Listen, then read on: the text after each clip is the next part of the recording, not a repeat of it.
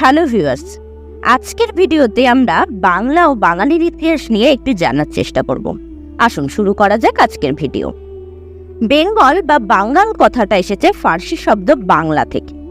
বাংলাকে আগে বঙ্গপ্রদেশ নামে ডাকা হতো। অথর্ব বেদ অনুযায়ী 1000 খ্রিস্টপূর্বাব্দে অসুরের রাজা বালি এখানেই থাকতেন। মহাভারতে যে বঙ্গ ডাইনেস্টি নিয়ে কথা বলা আছে সেটা বাংলাতেই অবস্থান করত।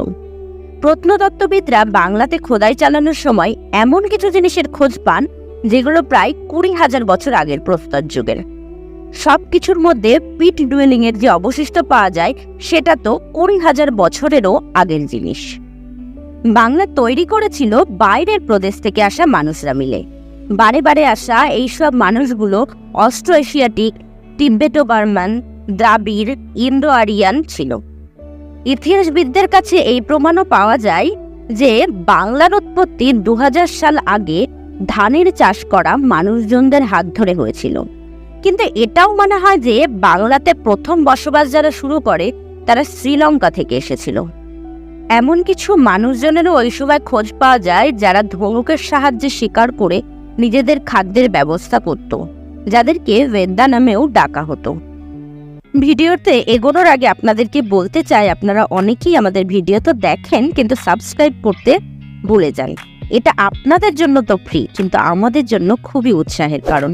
তাই অবশ্যই চ্যানেলটা সাবস্ক্রাইব করে আমাদের পাশে থাকবেন।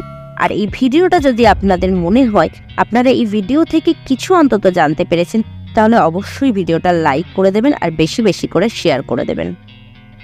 বাঙালি সম্প্রদায়কে চায়না আর আরবের পর তৃতীয় সবথেকে বড় এবং ইন্দো ইউরোপিয়ান লোকেদের মধ্যে প্রথম সবথেকে বড় জাতিগোষ্ঠী হিসেবে মানা হয়। বাংলাতে প্রথম থেকেই গঙ্গা বা ব্রহ্মপুত্রের মতো নদীকে পরিবহনের কাজে ব্যবহার করা হতো এবং বাঙালি সম্প্রদায় সিল্ক রুটের সাহায্যেও বিভিন্ন দেশের সঙ্গে ব্যবসা বাণিজ্য করত। ঠিক এই কারণেই বাঙালি সম্প্রদায় খুব তাড়াতাড়ি সমৃদ্ধ হয়ে গিয়েছিল। খ্রিস্টপূর্ব 4th শতাব্দীতে নন্দ বংশের রাজত্বকালে বাঙালিরা আলেকজান্ডার দ্য গ্রেটকে যুদ্ধে পরাজিত করেছিল। 7ম শতাব্দীর শুরুতে বাংলার প্রথম স্বাধীন রাজা শশাঙ্ক বাংলার সব রাজ্যকে একত্রিত করেছিলেন। এছাড়াও পাল বংশের সময় এই বাংলা আরও সমৃদ্ধ হয়ে উঠেছিল। এরপর আরব, তুরস্ক থেকে মানুষজন এসে বাংলায় নিজেদের বসতি স্থাপন করে। এছাড়াও কোল, ভিল, সাঁওতাল, সাবার এবং পুলেন্দ সম্প্রদায়ের মানুষজনও বাংলায় এসে বসতি স্থাপন করে। এরা সবাই এক হওয়ায় মাল্টি এথনিক বেঙ্গালি কমিউনিটির সৃষ্টি হয়, যেটাকে এখনকার বাঙালি সম্প্রদায়ের মূল হিসেবে মানা হয়। 10ম শতাব্দী থেকে বাংলায় ইসলাম ধর্ম ছড়াতে শুরু করে এবং 12শ শতাব্দীতে দিল্লিও বাংলার একটি রাজ্য হয়ে ওঠে। 1352 খ্রিস্টাব্দে শামসুদ্দিন ইলিয়াস শাহের রাজত্বকালে বাংলার মানুষজনকে সবাই বাঙালি হিসেবে আলাদা করে চিনতে শুরু করে। বাংলা ভাষা রাজ্য ভাষার মর্যাদা পায়। পার্সিয়ান আর আরবি ভাষার মতো বাংলা ভাষাও সমান জনপ্রিয় হয়ে ওঠে।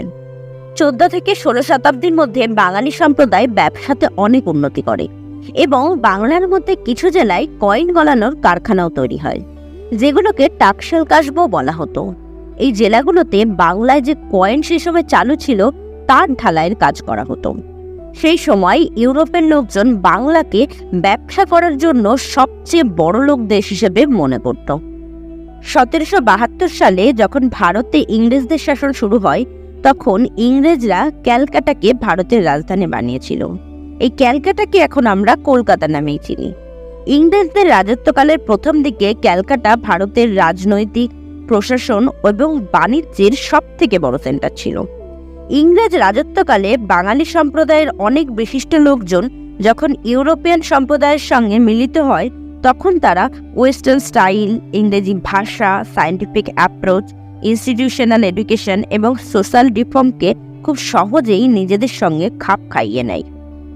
ইউরোপে আসা রেনেসাঁসের প্রভাব ভারতের মধ্যে সবার প্রথম বাংলার ওপরই এসে পড়ে।